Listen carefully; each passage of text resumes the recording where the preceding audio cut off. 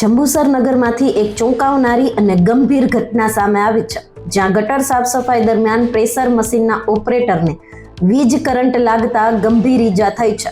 જંબુસરના કસ્બા વિસ્તારમાં ગટર સફાઈની કામગીરી ચાલી રહી હતી, ત્યારે ગટર સાફ કરતું પ્રેશર મશીન અચાનક નજીક આવેલી વીજ લાઇનને અડી જતા આ દુર્ઘટના બની હતી.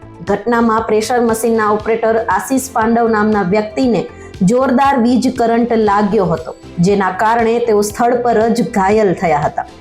ઘટનાની જાણ થતાં જ આસપાસના લોકો દોડી આવ્યા હતા અને તાત્કાલિક તંત્રને જાણ કરવામાં આવી હતી.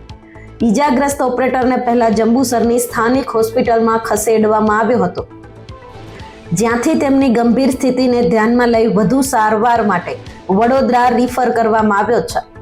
ઘટનાને પગલે પાલિકા અને વીજ વિભાગની કામગીરી પર પણ સવાલો ઊભા થયા છે, કારણ કે સુરક્ષા વ્યવસ્થા વગર ગટર સફાઈ કરાતી હતી કે નહીં તે મુદ્દે તપાસ શરૂ કરવામાં આવી છે. હાલ સમગ્ર મામલે વધુ તપાસ હાથ ધરવામાં આવી છે.